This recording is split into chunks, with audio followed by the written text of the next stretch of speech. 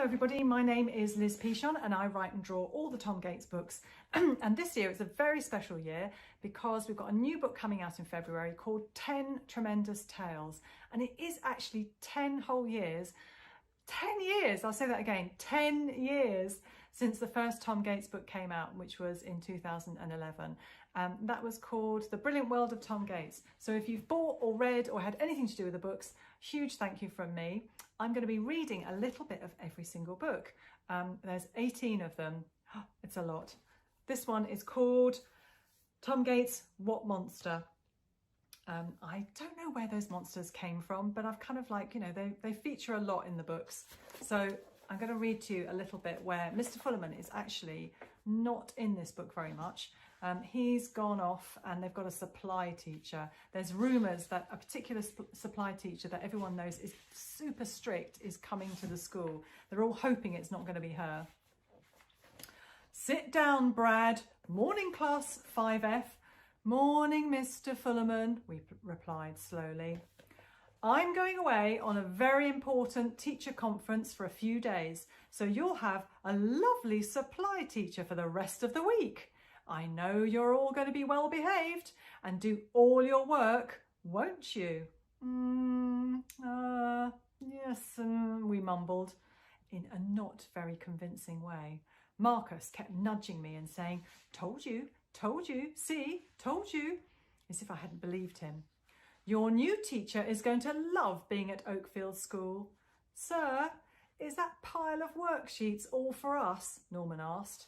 Of course it is, but don't panic, they're not all worksheets. Mr Fullerman seemed to be enjoying himself. Then Amy put up her hand. Sir, what's the new teacher called? In my head I was saying, not Miss Gravel, not Miss Gravel, not Miss Gravel. Mr Fullerman started to say, it's Miss, oh no, sorry, it's gone. Brad Galloway called out from the back of the class. Is that her name, sir? Which made all the class laugh. Miss Gone, he added, in case we didn't get the joke. Very funny, Brad. I believe your new teacher is coming into school today, so I'll check her name and tell you later. I was just happy he didn't say Miss Gravel. Imagine if we had a teacher called Miss Take, I said to Amy. We spent the next 5 minutes thinking of other funny names for teachers. Miss Understood, Miss Out, Miss Heard, Miss Isle, Miss Spent, Miss Rabble, Miserable, I had to think of that one, Misshapen, Mischief, Miss Strict, Marcus added, not quite getting the joke. And don't forget the new school play auditions, Mr Fullerman reminded us all. I'm sure the play is going to be a great success because you're all so talented. Not everyone is, I muttered, because I've watched most of the plays. I'm going to audition for the lead role, Marcus told me, sounding very sure of himself. You don't know what it is yet. It could be a musical, and then you'll have to sing and dance something at the audition, I pointed out. I know, but that doesn't worry me because I'm what you call a triple threat, Marcus said confidently. Amy raised an eyebrow like she was surprised. What's a triple threat? I asked him. It means I can sing, dance and act. See, triple threat. That's me. Sounds more like some kind of an ice cream I like, I said. I'd like a triple threat, please, with extra sprinkles, I told him, which made Amy laugh. Very funny. I was so good in the last play, I'm sure I'm going to get a bigger role this time. Which part did you have again, Tom? He added. Oh, I can't remember, I said. I did remember. I just didn't want to tell Marcus again.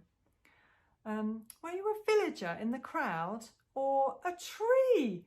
No one wants to be a tree, do they? Being covered in leaves, waving your arms around and swaying, pretending in the wind. Marcus kept going on and on about being a tree, saying it was the worst part in the play to get and how boring it must be when Amy interrupted him. What's wrong with being a tree? Tom was a very good tree in the last school play, weren't you, Tom? Amy remembers everything. Thanks, Amy. I'd forgotten about that, I sighed. Was your acting a bit wooden? Marcus asked me, laughing at his own joke. Actually, Marcus, everyone thought I was a tremendous tree, I said right back at him, and Marcus just groaned. You two should leave each other alone, Amy joined in. Good one, I said, and we tried to think of more tree jokes. I couldn't think any more. There you are. So you have a little bit of Tom Gates, What Monster? Hope you enjoyed that. At the back of this book, what have I got? Let's see. I've got a little cartoon strip about a dog called Bandit. And, oh, this is a good page. This took me ages to draw, and I'll let you into a little secret about this. I have drawn a lot of the people who were involved in making the book from my publishers. I've also drawn, that was my old editor, Sam, and I've drawn Andrew Biscombe, who, where is he? There he is. Oh no, there he is with his arms folded. He's the creative director at Scholastic. I've drawn my agent, Caroline, there, and I've drawn my husband, Mark, and Zach there, and my two daughters. Lots of people. There's Penelope's in there somewhere. And I've also put other people in there as well, like there's Santa Claus, there's Frida Kahlo, the artist. So you can spend a lot of time like trying to work out, see who else you can spot in this page. Okay, hope you enjoy that. Thanks for listening. Bye.